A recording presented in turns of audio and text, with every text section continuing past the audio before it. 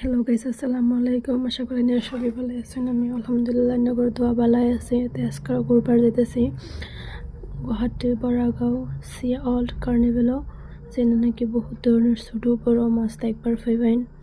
আর এই মেলাটা 1 মাস পর্যন্ত থাকবো। কেরা কেরা দেখবার চাইন তে সবই আয় পড়ুন যে। তো দেখুন বন্ধুরা, কইতে কইতে আয় পড়ছি।